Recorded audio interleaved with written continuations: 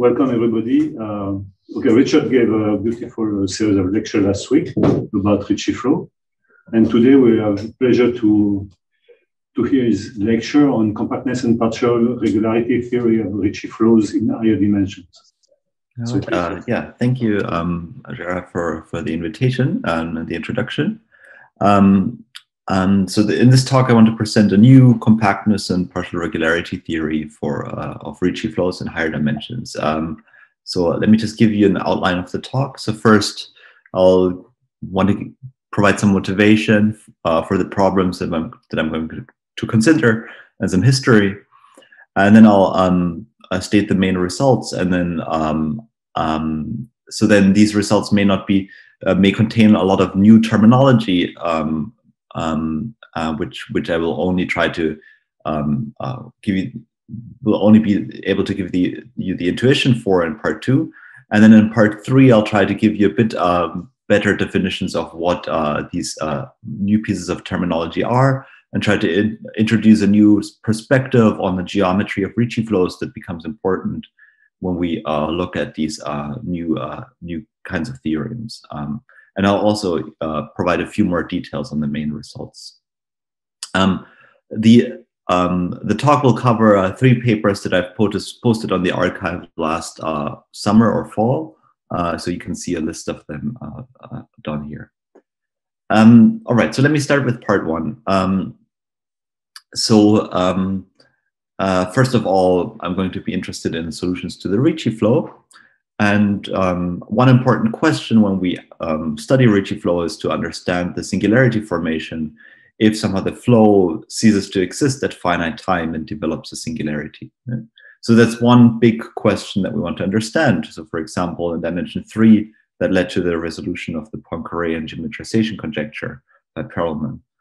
And another question that's also important is the study of the long-time asymptotics if the flow exists for all times. Right? So these are the questions that I want to, that I care about, some of the big questions. And so this has been done in lower dimensions, and in general, this is often done via what is called a blow-up analysis. So a blow-up analysis, let me just review what this is. So this is a technique that's used very often in particular in geometric equations. I would describe it as follows. So here I try to sketch a Ricci flow. So the x-axis should denote m, and the y-axis should denote time. And it's assumed that we have a singularity at time t that's indicated by this dashed line. Then what we can do is we can find a sequence of points xi, ti in space-time that's, as I would say, run into the singularity. And by this, I just mean that the curvature along these points blows up. Okay, and so now in order to study what happens near these points, what we could do is we could choose a sequence of rescaling factors, lambda I, and then parabolically rescale the original Ricci flow by lambda I, okay, and time shift it so that this point corresponds to a time 0 base point. And then we could hope that maybe in some sense, or after passing to a subsequence, these rescaled flows converge to a limiting flow. And this limiting flow then has to exist for all non-positive time. So it has to be ancient. And this flow is often called a blow-up model or a singularity model. Okay? And so if we are able to, if we somehow can classify these flows or have some information on these flows, then this will give us information on the geometry near these points. Okay? Okay, so the upshot here is that a blow-up analysis allows us to reduce the study of the singularity formation to the study of to some other classification or study of singularity models. Okay? And so this is something that I'll be using throughout this talk. Okay? I should also say that in contrast to many other geometric equations, until recently, performing a blow-up analysis was actually quite tricky in Ricci flow. So we were not able to choose these points xi and ti and factors lambda I as we wished. So we had to be extremely careful because this corresponding compactness theory only worked if we had local curvature bounds. So there was an extra step, which is often called point picking, involved And so that we had some difficulties in performing this. So and this will you'll see later that that the new theory will do away with this issue. Okay, so but maybe I'm getting ahead of myself. Let me just discuss what do we know about singularity models in lower dimensions, or so what do we know in general? Well, in dimension 2, singularity models can be classified. So they're just the round shrinking sphere. And so correspondingly, the only way that we can have a singularity in dimension 2 is by approaching a round shrinking sphere. Okay? And so this was done by Chow and Hamilton.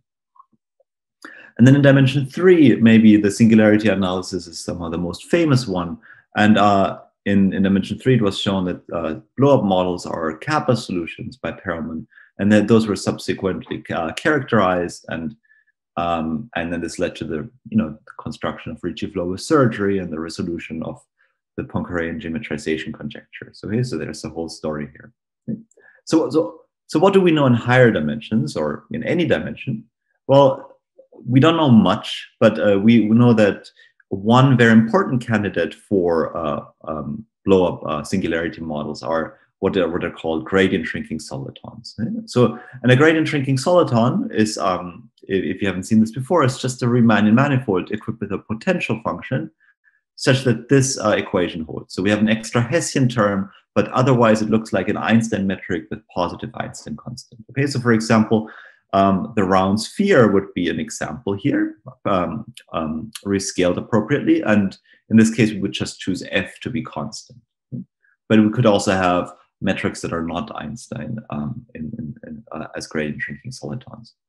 And so the reason why we care about gradient shrinking solitons is because we can find a sequence, a family of diffeomorphisms from M to itself. More specifically, they're generated by the flow, the flow of the rescaled gradient vector field, such that if we pull back this metric G by these diffeomorphisms and then rescale by the metric, and we're looking at all of this for negative times, then this family of metrics satisfies the Ricci flow equation. Right? So this is a self-similar Ricci flow, so all time slices are homothetic, and the Ricci flow develops a singularity at time 0. Okay? So it exists for all negative times and develops a singularity at time 0. Okay? So the basic example here would be, again, where we have the round shrinking sphere. So F is constant in this case.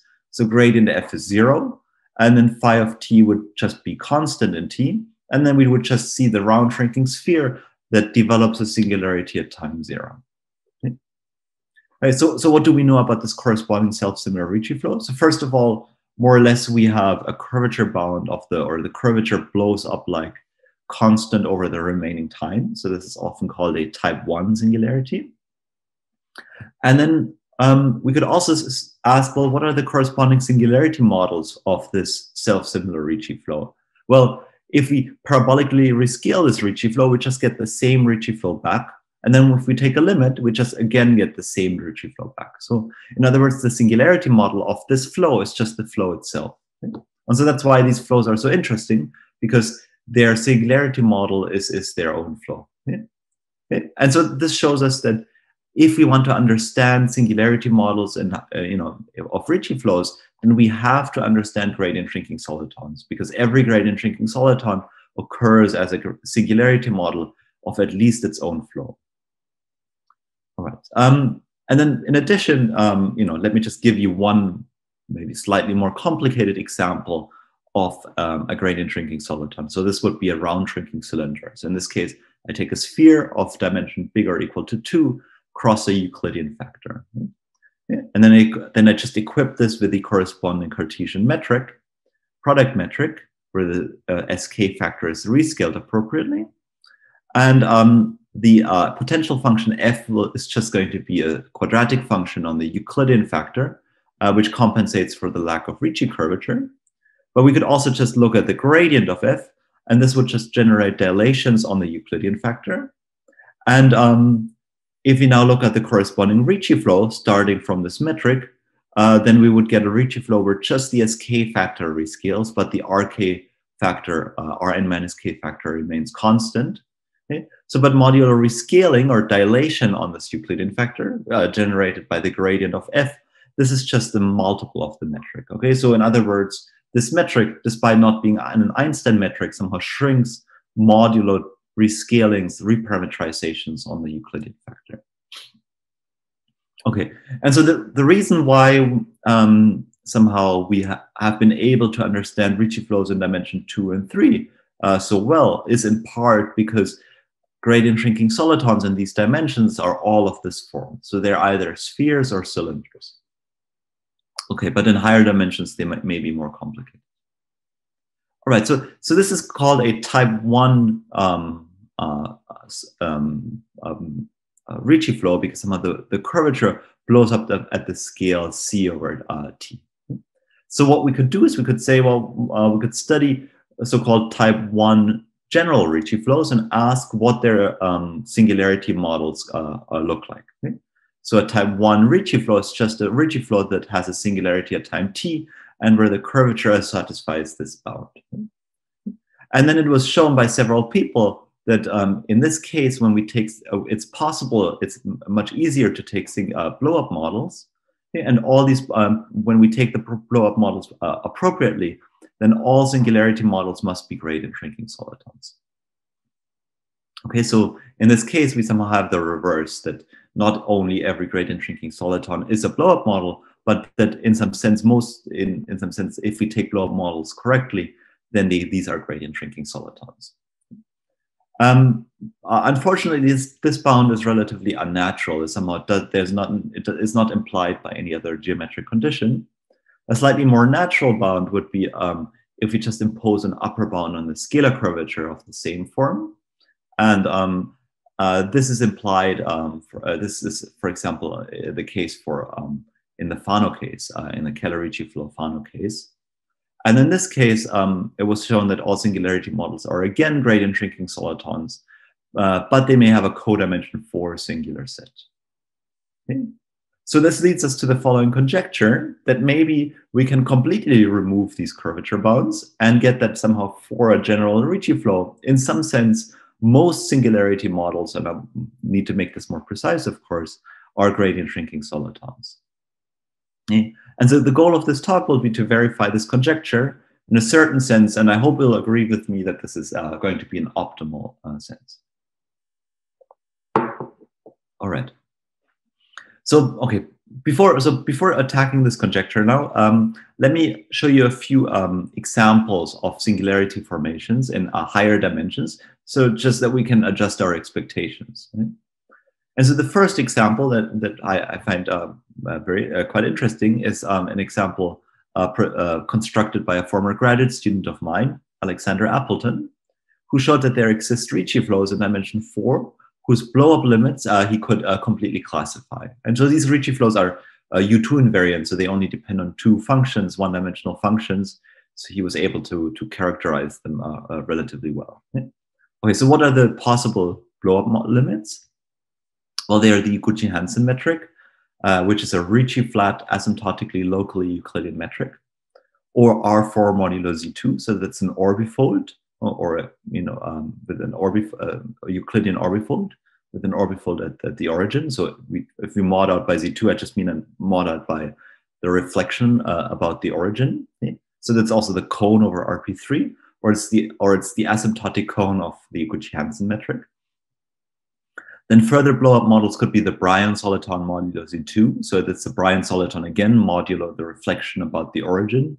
So that again has an orbifold singularity at the origin. Or RP3 cross R, so essentially a cylinder. Okay, so just to recap, these 2 blow-up models are Ricci flat. These 2 blow-up models are singular because they have this isolated orbifold singularity. And these ones are the only gradient shrinking solitons. Okay, so if this Folklore conjecture was true, then these 2 guys would be somehow the answer. Yeah? Okay? So you may be a bit surprised that this guy here is in the list. This is a gradient shrinking soliton because it seems like it's flat, so the Ricci flow should just be constant.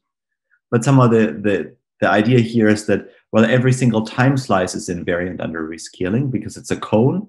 So we could also view this as something that shrinks under the flow. modulo dilations. Okay. All right. So you may have noticed that I've put these two guys into parentheses, and that's because in Appleton's work he could show that these four models could show up, but he could only show that these two models have to show up. So there were basically two different types of behavior. We're not able to say which behavior occurs. And then depending on the case, we either see these four models or only these two models. Okay? And nevertheless, it's somehow conceivable that there are cases where only these two models show up. Okay? So then the only answer to this folklore conjecture would be this degenerate singular gradient shrinking soliton. Okay, so we may have to have some singular set in these gradient shrinking solitons. So this is what I wanted to take away.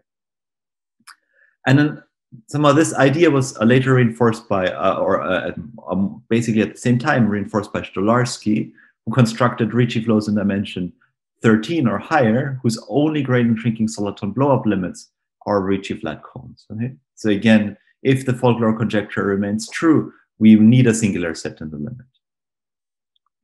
And then there were also results by Li, Tian, and Zhu, who constructed Kähler Ricci flows that have to develop a singularity, but for complex geometric reasons cannot converge to a smooth gradient shrinking soliton. So again, here's the conclusion. We need to allow a singular set in the folklore conjecture, and we need to allow for these degenerate Ricci flat cones. Okay, so let me now go ahead and just revise the folklore conjecture. Still a little vague on this most word, but at least now we're saying that any Ricci flow, for any Ricci flow, most singularity models are possibly singular gradient shrinking solitons, where the singular set has codimension at least 4. Okay? So Appleton's example would somehow be the optimal case where the singular set is a point in a 4-dimensional type slice. Okay, so I'm going to prove this result, or I'm going to show you in what sense this result is true. And it turns out, in order to prove this result, somehow the most important tool, or what's at the heart of this conjecture, is a new compactness and partial irregularity theory for Ricci flows. Right? So essentially, what I'm going to need to do is I'm going to introduce this theory to you, and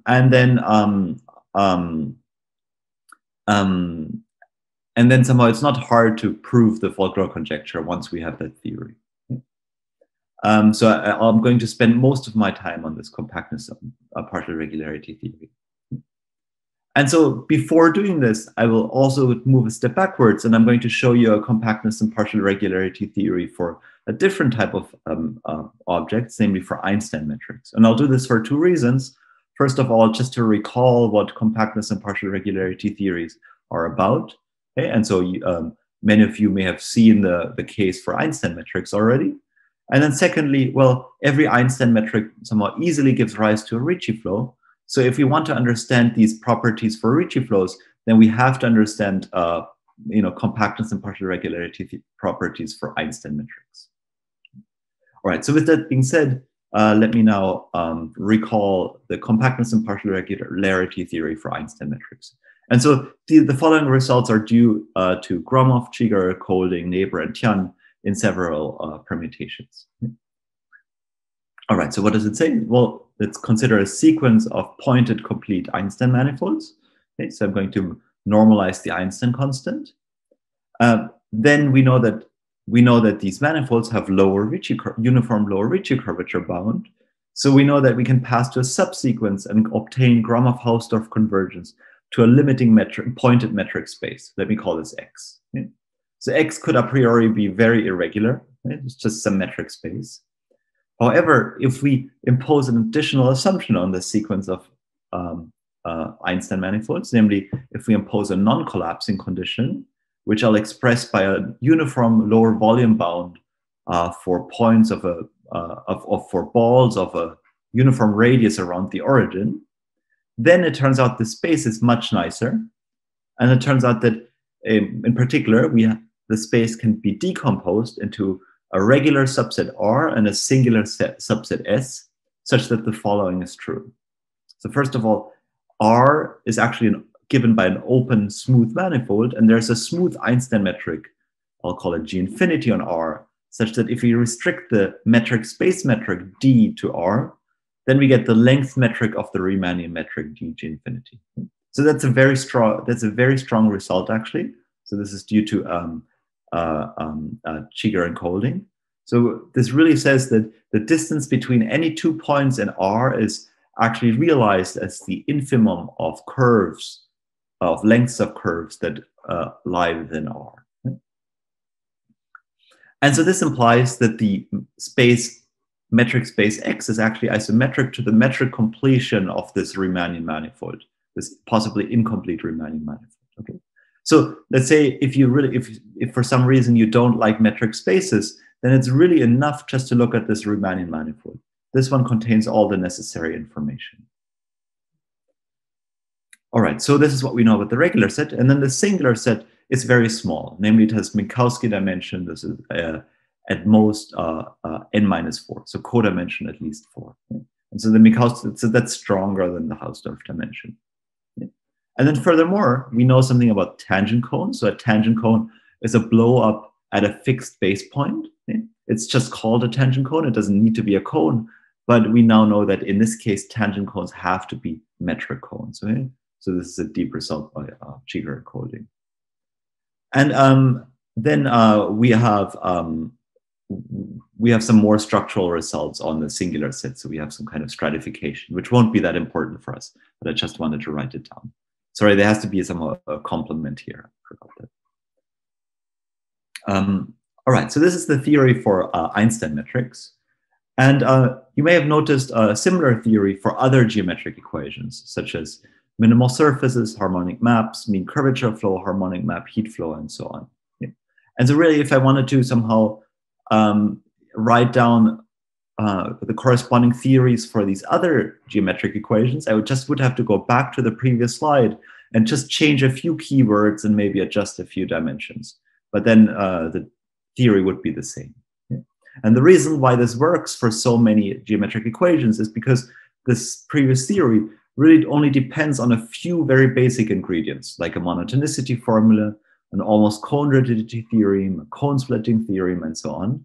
And once all these ingredients are established, then there's some kind of machinery that allows us to combine them and output this partial regularity theory. Okay.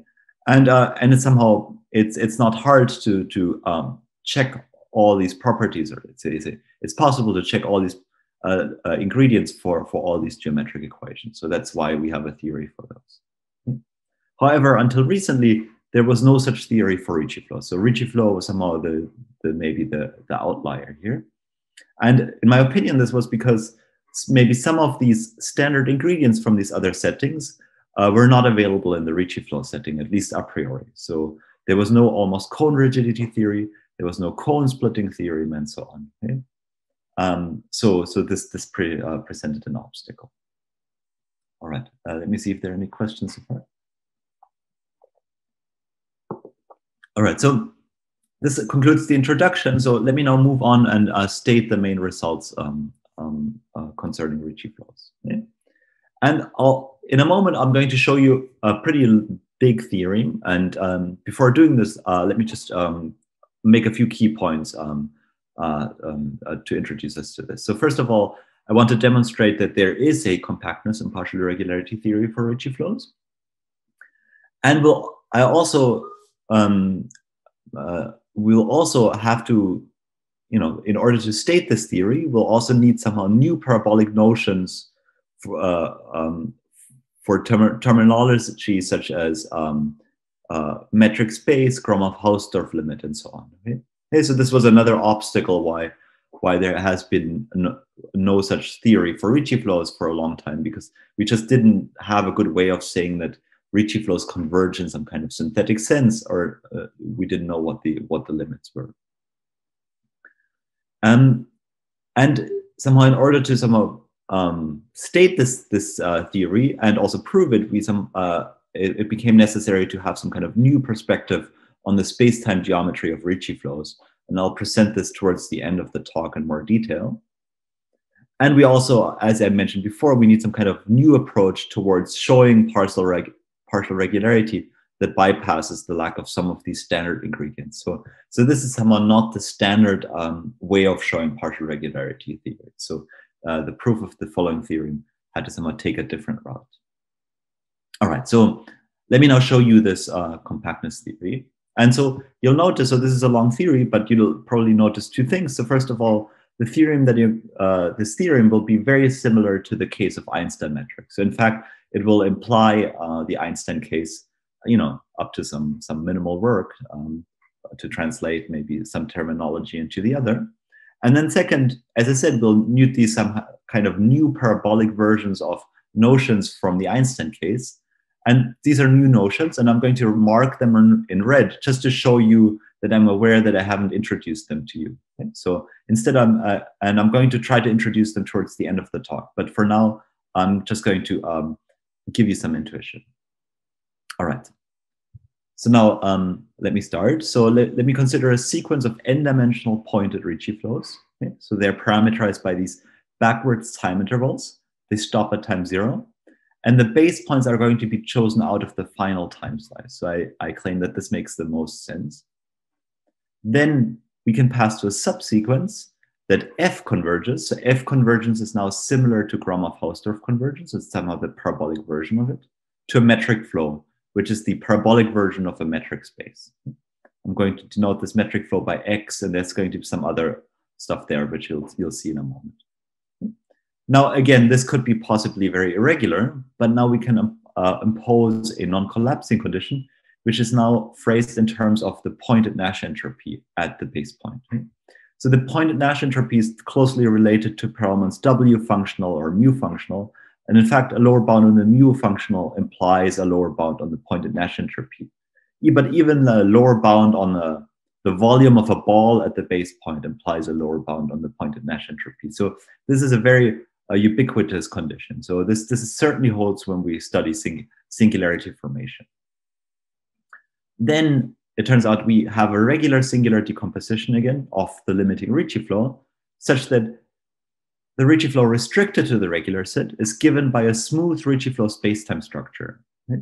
So it's somehow smooth in the best possible sense.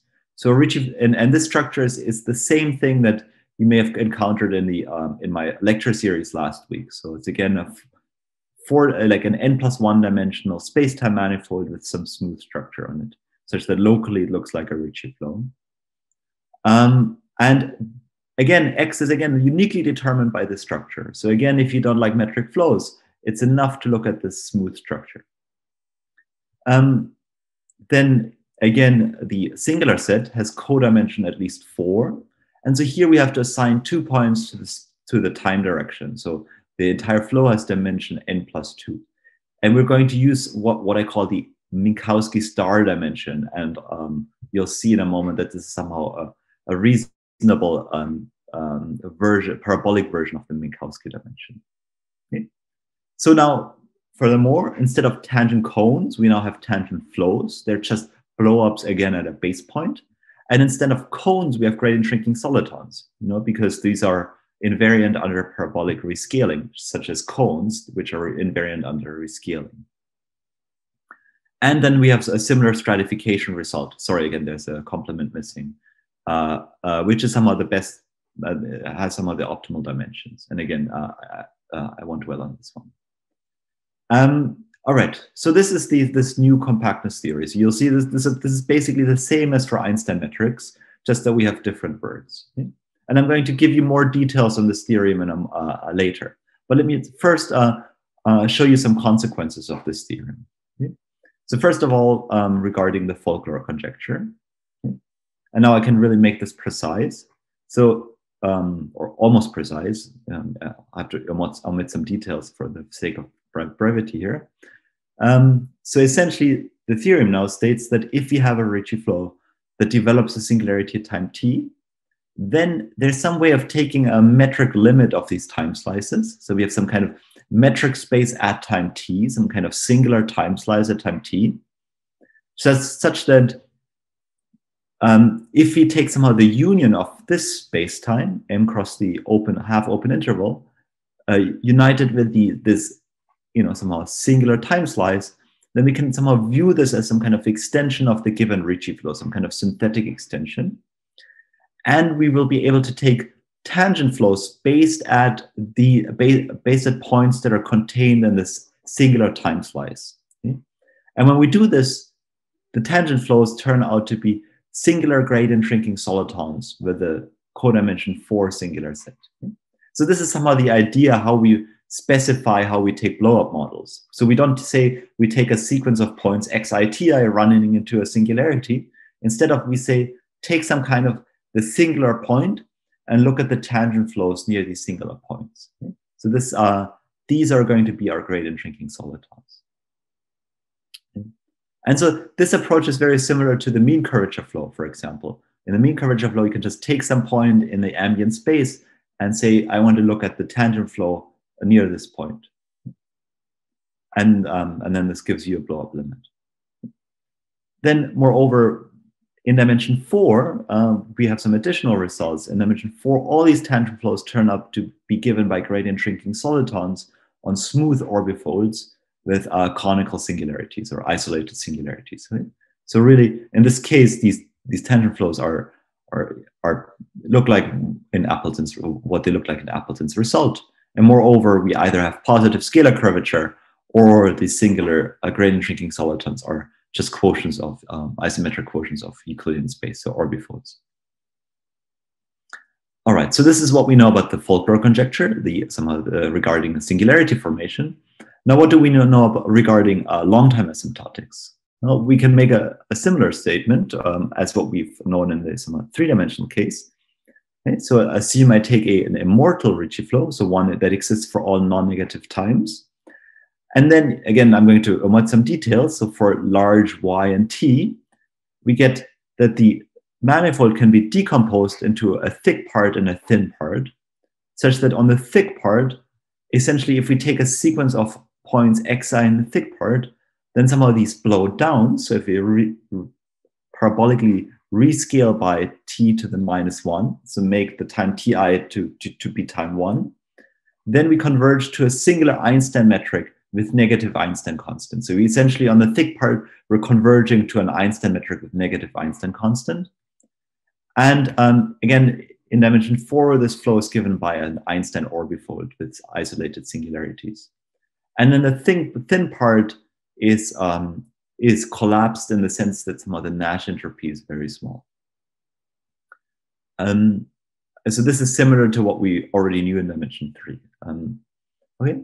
So these are somehow the two results governing short time, finite time singularity formation and long time existence. But both of these results contain some kind of new terminology like F convergence or metric flows. Okay? So just to underline that this theory is useful for many other applications, let me just show you one result that doesn't use any new terminology that I can just write down. It's completely elementary. And this is called a backward pseudolocality theory. So it says the following. So let's assume that we have, in some Ricci flow, we have a lower volume bound at time t0 for a ball around some point x0. And we also have an upper curvature bound on this ball at that time. Okay? Then we can extend this curvature bound backwards in time on some smaller parabolic neighborhood. Okay? Okay? So there's a theorem by Perelman called the pseudolocality theorem or forward pseudolocality theorem, where some of the only change is that this minus sign is a plus sign, okay? Where we can extend the bounds forward in time. Okay? Now we can show that we have the bounds backwards in time, and this was a result that hasn't been known before. Okay, so I think this has been attempted. At least I've attempted to prove this before several times, and it really needs this theory. All right, so maybe a few further remarks. So first of all, if we apply all this theory in dimension 3, then this essentially recovers all of Perelman's theory. So this is really a generalization of Perelman's theory in higher dimensions or to higher dimensions. And also, maybe this is a weaker comment, we could, if we look at super Ricci flows, so where instead of equality, we have inequality, then there's a corresponding compactness theory, just as we have a compactness theory for spaces with lower Ricci curvature bounds. All right, let me see, are there any questions? Okay, so let me now move to part 3. So in part 3, I want to give you somehow a new kind of point of view on the geometry of Ricci flows. And this will help us understand some of the terminology that is the new terminology that's used in these theorems. And I'll provide some more details in the main results.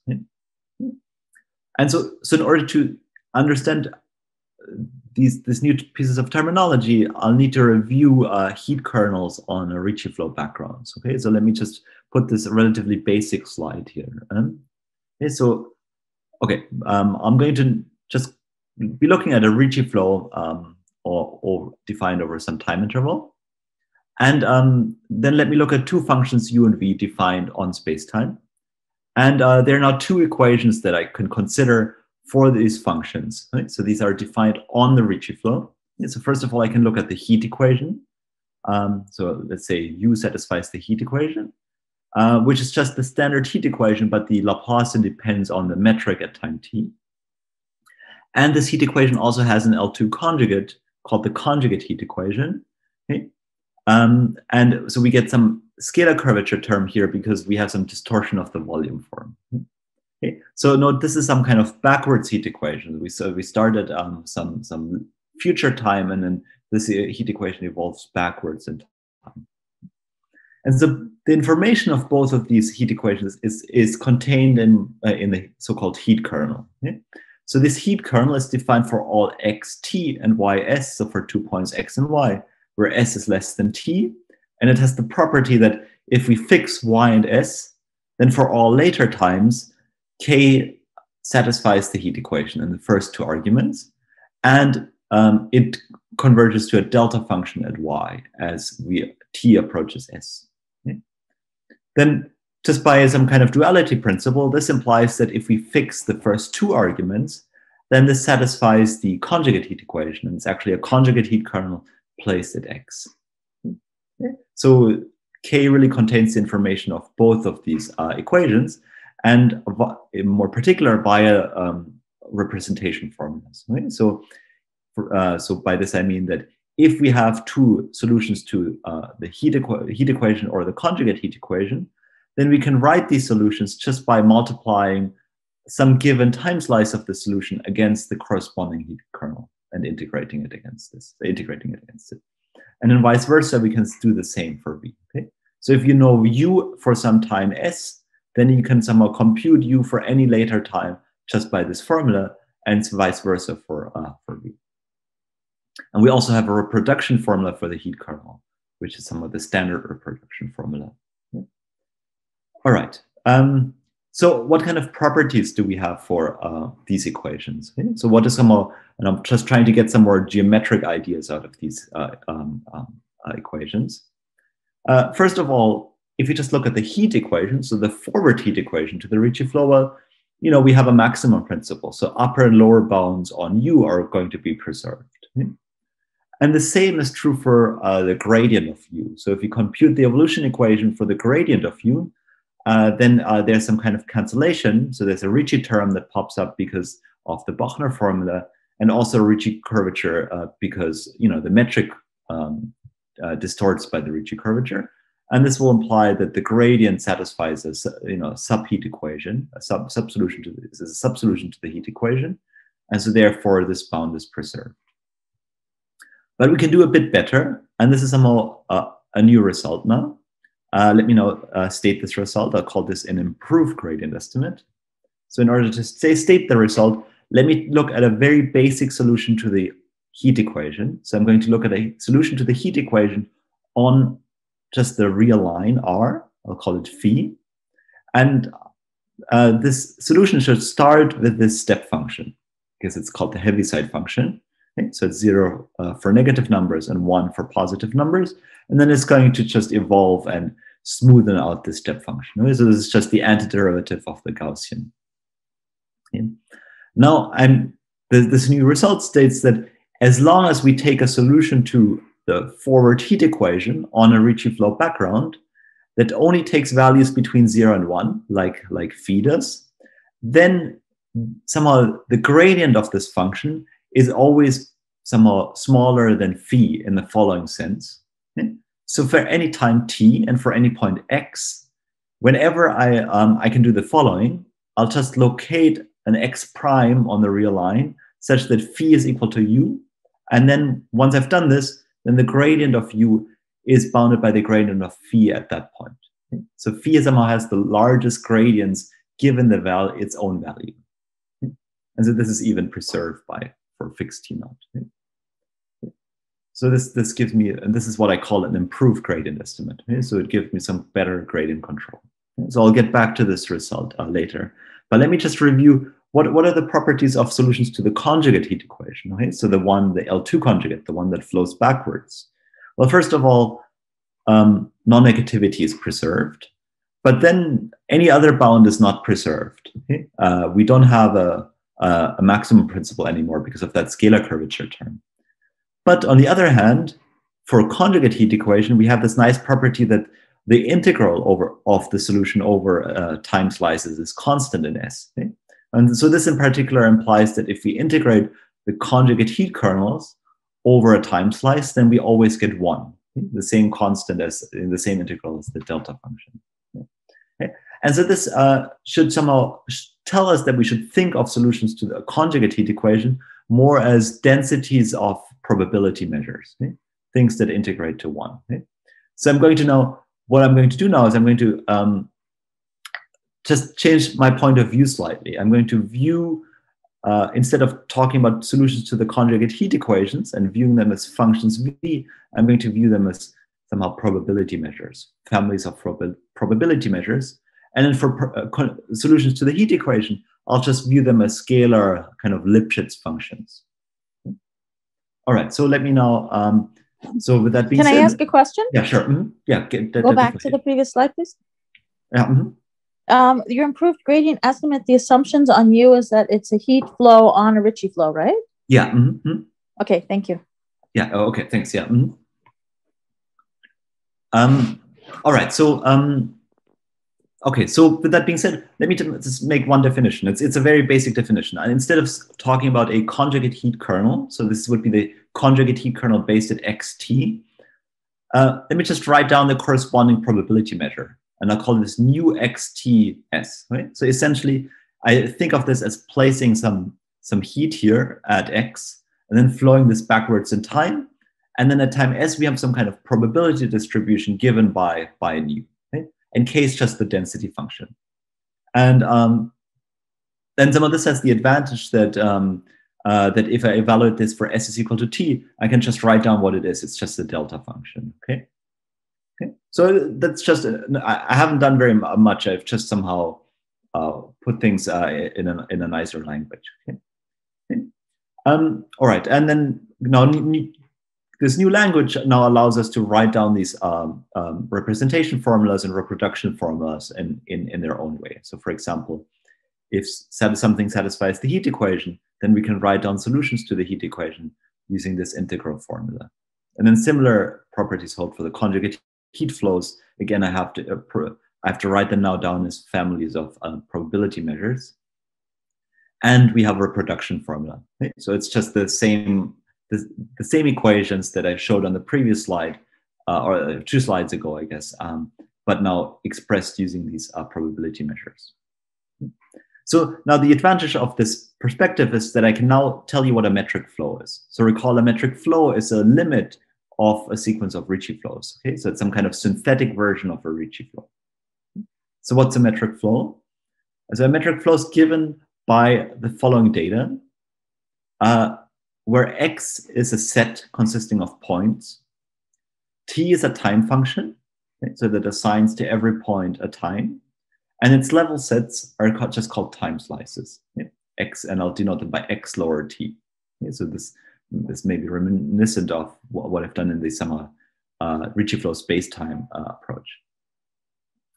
And then dt is going to be a metric on xt. So as xt dt is just a complete and separable metric space for every t. Okay? So far, what we've basically done is we've constructed a family of, maybe I should say a collection of metric spaces parameterized by a time parameter. Okay? a priori, they have nothing to do with one another so far. Right? And so now I want to find a way of somehow relating them to one another, or relating points in these metric spaces to one another, to say what they have to do with one another. And this is now done using some kind of synthetic conjugate heat kernels. Right? So what I'm going to do is for any point x and for any time s that's somewhat earlier, I'm going to choose fix some probability measure, nu xs. Right? So I think of this as the conjugate heat kernel placed at x and then evaluated at time s. Okay?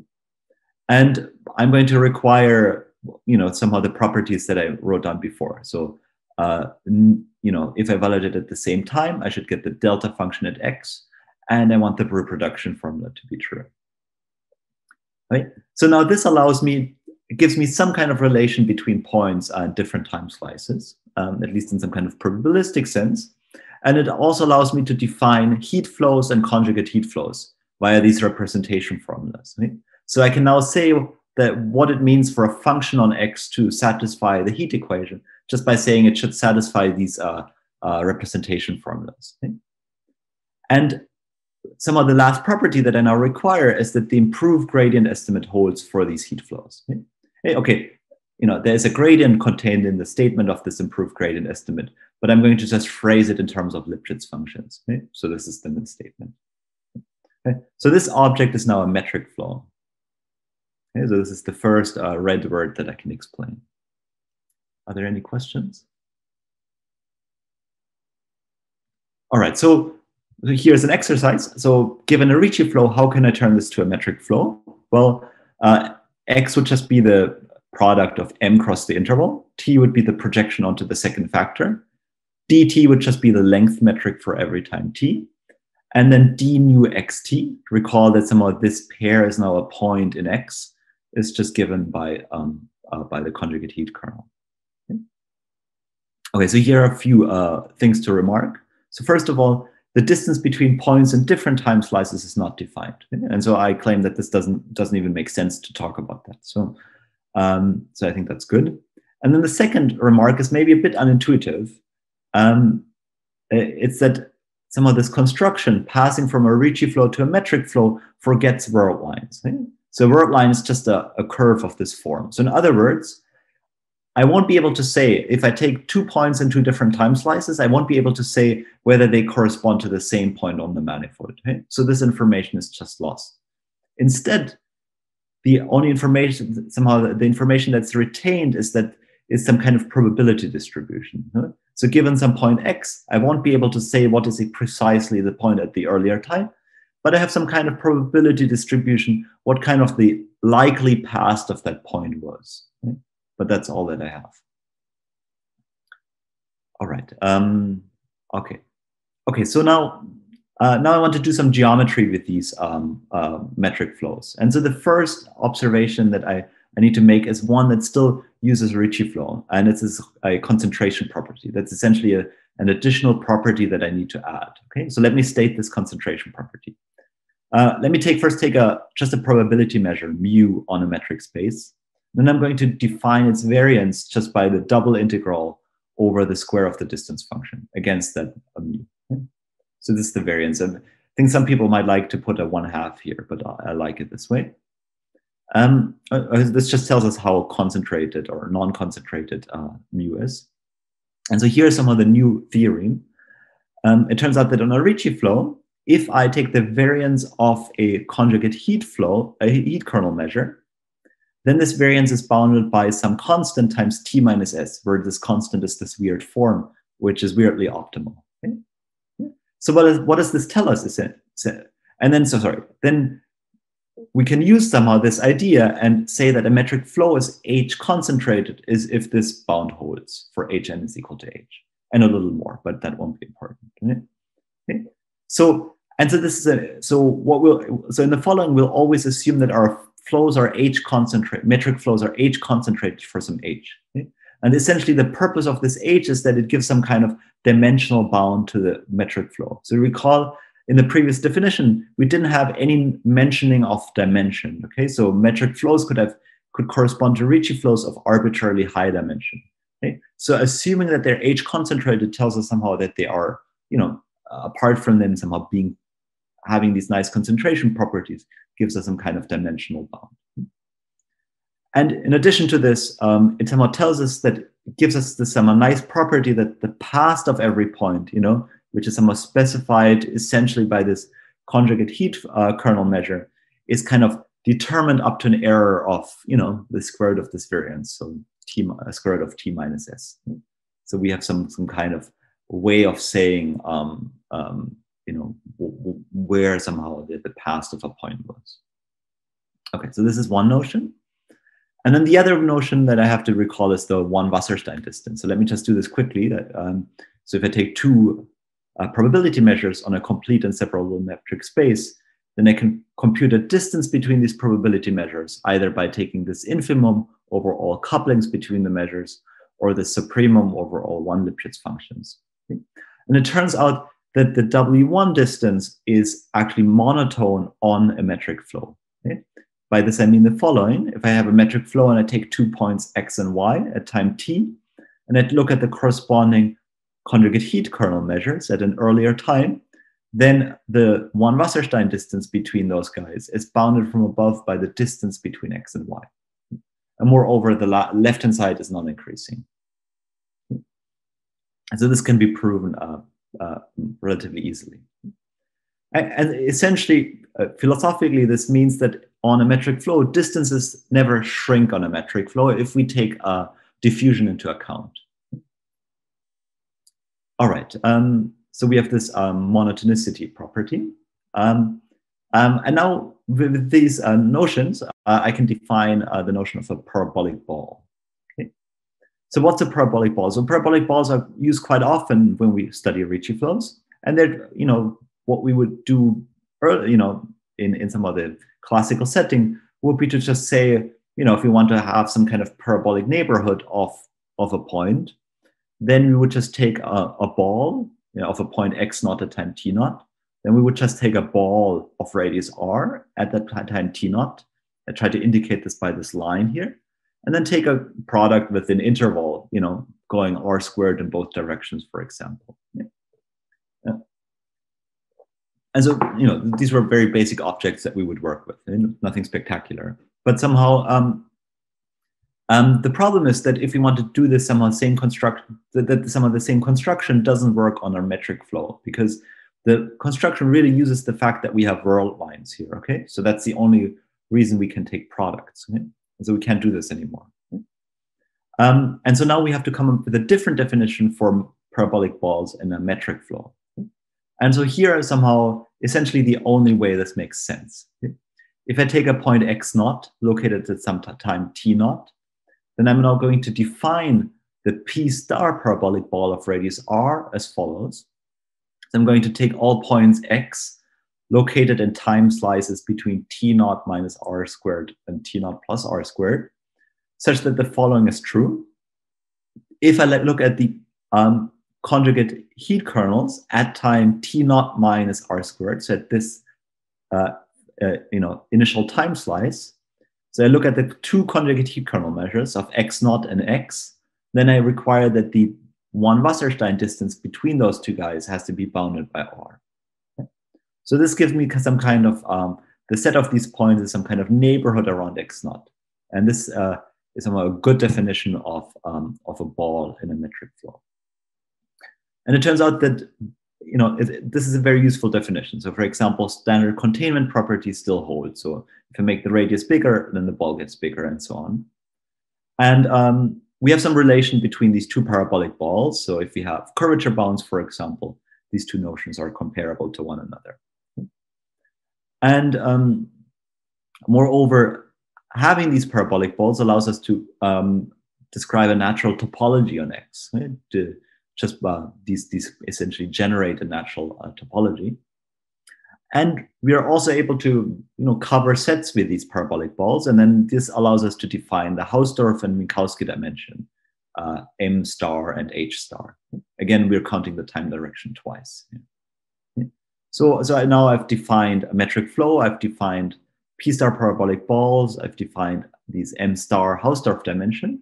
So maybe the next thing I should define or get closer towards is this F convergence. So the parabolic version of Gromov-Hausdorff convergence. So in order to explain this, I also need to review one additional concept, which I call the Gromov-W1 convergence. I know many people have a different name for it. Okay? So what's Gromov-W1 convergence? It's basically the same as Gromov-Hausdorff convergence, but where I replace Hausdorff by one Wasserstein distance. Right? Okay, so so first of all, maybe I should say what is the distance, the Gromov-W1 distance. So if I have two metric measure spaces, okay, given by xi, di, and some probability measure mu I, then I define the Gromov-W1 distance between these two spaces just as the infimum of some of the push forward, the one Wasserstein distance of the push forwards, where I take the infimum over all isometric embeddings. Okay? So instead of a Hausdorff distance, I have a one Wasserstein distance here. With this distance, I can now define Gromov-W1 convergence, just like I would define Gromov-Hausdorff convergence. Okay? And so here's an important observation. If we compare this convergence to Gromov-Hausdorff convergence, we don't need to choose base points here. Right? For Gromov-Hausdorff convergence, if we choose non-compact spaces xi, we need to specify base points here to say that, where somehow the center of our, the approximate center of our spaces is. But now, since these probability measures have integral 1, they have some kind of center. They specify where the center of this metric space is, and we don't need base points anymore. Okay, and so this is an important observation which we'll use in a moment. Okay. Now, with this definition, I can now loosely define what F convergence is. Okay. So consider now a sequence of metric flows xi over some time interval, and I'm now, instead of choosing base points on these metric flows, let me choose conjugate heat kernels. Excuse me, Richard, there is a question. No. I have a question from a previous slide. Yeah. Mm-hmm. When does equality occurs in the Gromov-W1 distance? Oh yeah, when the equality occurs, then some of the supports of both measures are isometric. Okay, so I should maybe here talk about metric measure spaces of full support. Okay, so if the distance is equal to 0, then the two spaces, the isometric supports of both spaces are isometric. Does that answer your question? Yes, it does. Yeah. Thank you. Oh, thanks. Yeah. So it turns out that somehow having full support is a very natural definition on this. Yeah. And as Christina mentioned, I think Sturm calls this convergence deconvergence. Or I think it's slightly different, but there's some kind of small detail that's different, but it's essentially the same. All right, so let me take a sequence of these metric flows, and I'm going to equip each metric flow with a conjugate heat kernel. Okay? Okay? And so conjugate heat kernel now gives me a probability measure in every single time slice. Okay? Okay? And now I say that I have F convergence of pairs of metric flows equipped with conjugate heat flows to some other guy like this.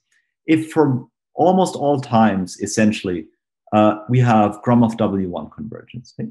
So again, this conjugate heat kernel takes the place of the base point here. Okay? It's some of the base conjugate heat kernel. Okay, maybe let me skip over these remarks. So this is how there's a theory for F convergence very similar to Gromov-Hausdorff convergence. There's a distance and so on, and we have a compactness theory, and we can really specify a set of these pairs that somehow pre-compact and stuff like this. So it's very analogous to the standard Gromov-Hausdorff theory. Okay?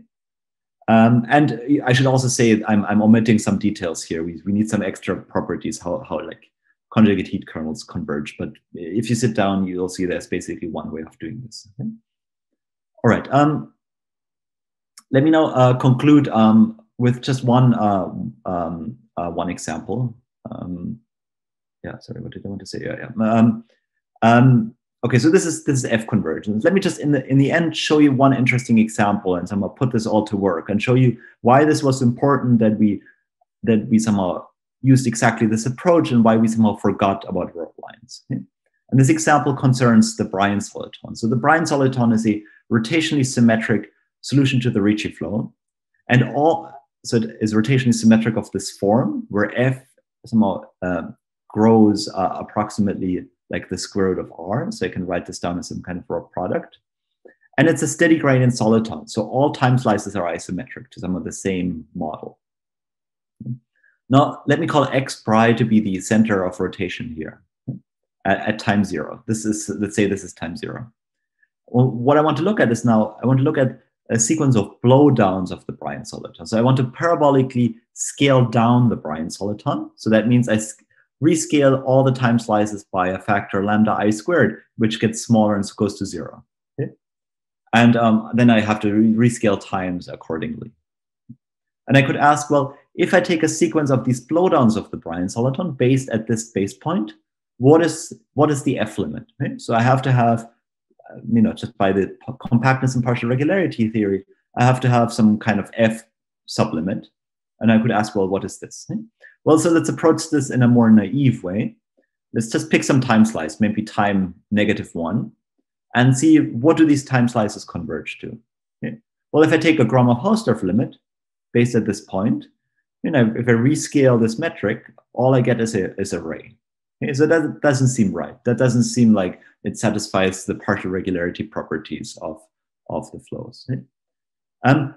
But I want to note here that we've done something more or less illegal because I've said let's somehow take the Gromov-Hausdorff limit based at this point at time -1, which is just the same point X pri. So I've implicitly used world lines here, the concept of world lines, okay? And I'm not allowed to do this. So instead, when I take an F limit, I should look at the conjugate heat kernel based at this point, and then I should look where somehow this conjugate heat kernel is concentrated. Okay?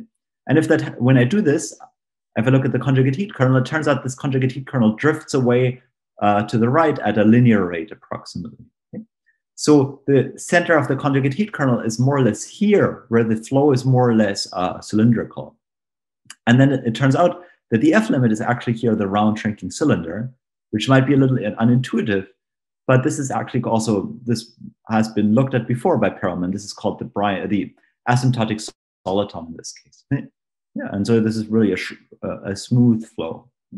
Okay, so I hope this underlines why this is important to look at these kind of these conjugate heat kernels and forget about our world lines.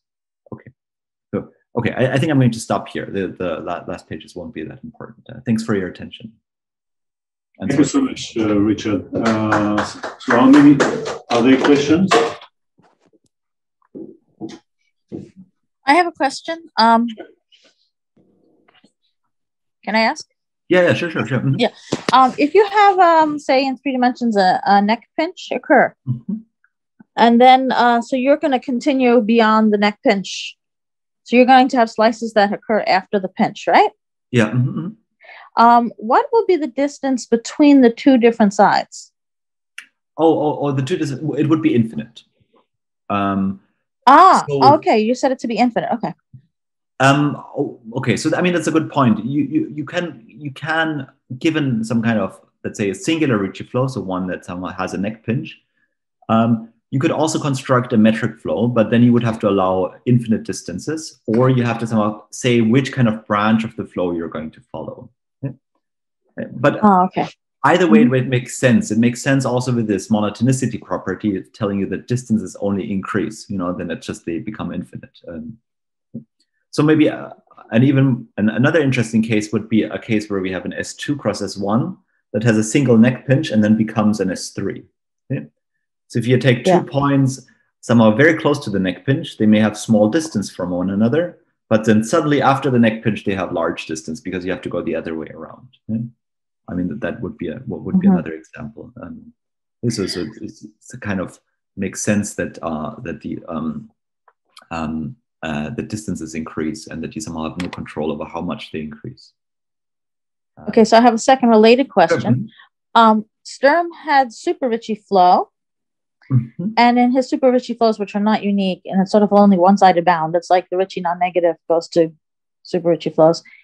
there was this splitting and possibility of putting distances between the 2 points that wouldn't be geodesic distances anymore.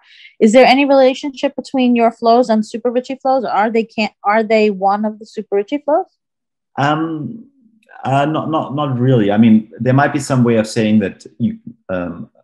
So a metric flow should probably be more general. I don't know if you can turn every Super Ritchie flow into a metric flow, but yeah. No, I wouldn't expect the Super Ritchie flows. I would expect them. Your flows have more conditions, so. Oh no! So my flows should probably have fewer conditions. So I think you should be able to turn every Super Ritchie flow according to Sturm into a metric flow. But you kind of have a two-sided Ritchie bound, right?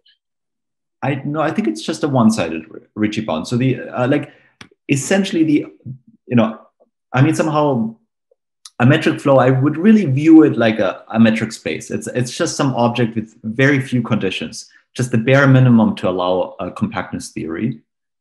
So we have the only times a Ritchie condition enters is when we have this improved gradient estimate. Yeah. And that's essentially just a lower Ritchie curvature bound.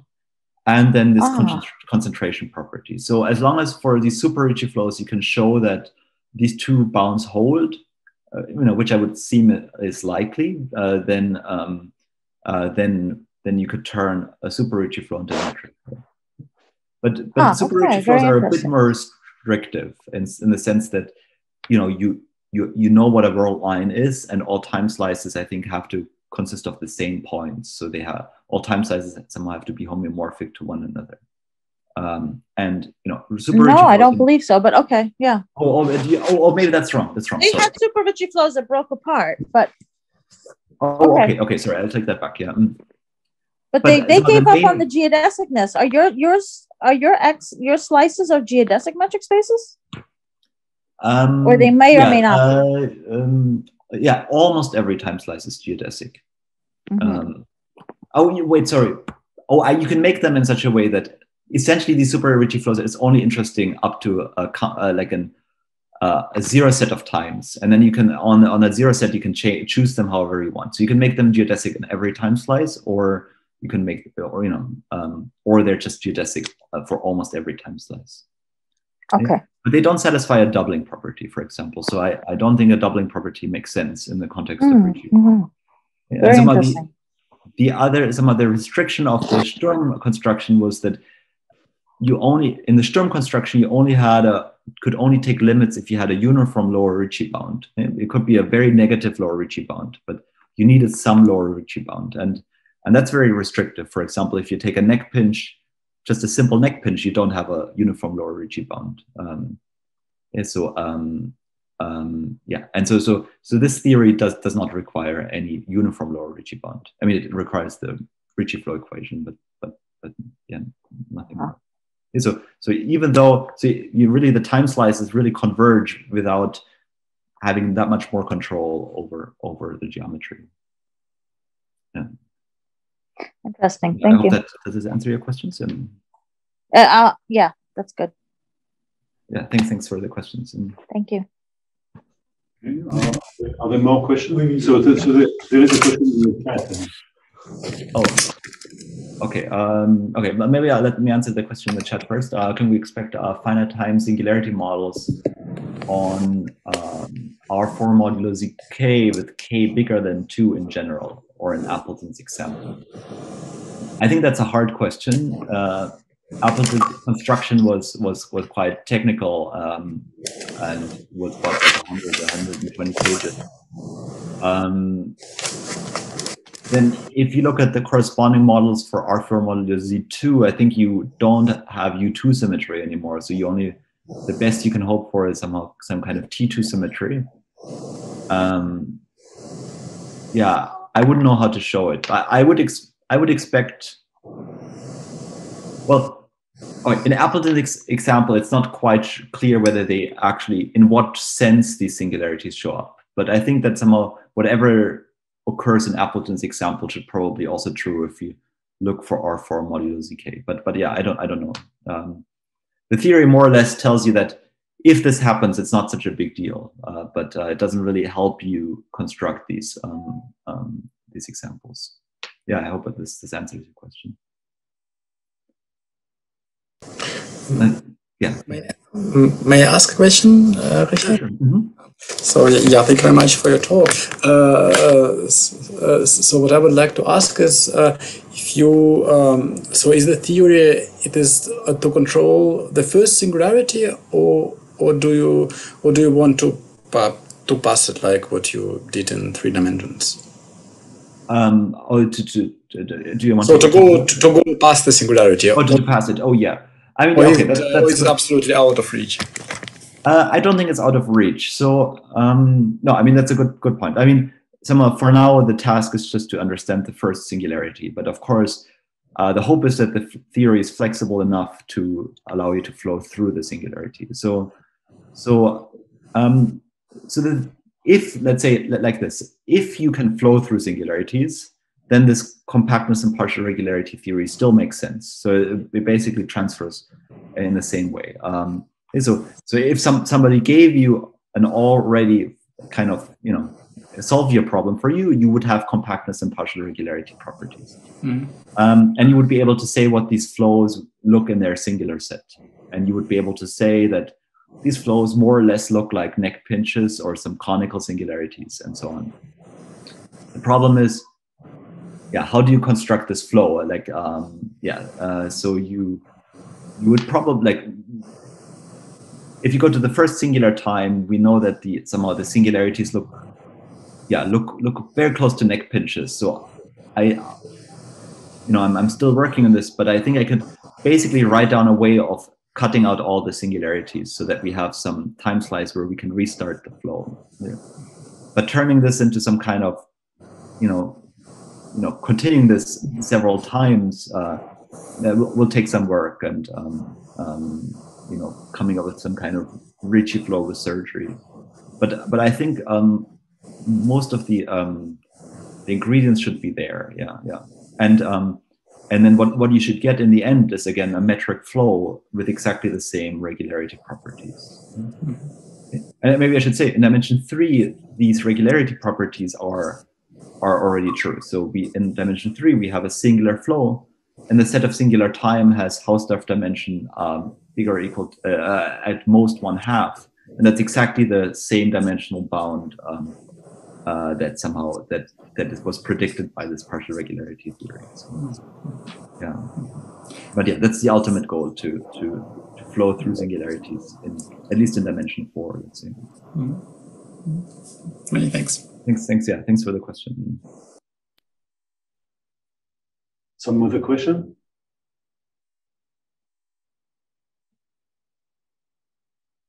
Okay, so if this is not the case, we thank Richard again for this beautiful new notion. And we'll see, maybe we'll see each other tomorrow. Yeah. Mm-hmm. Have a nice day, Richard.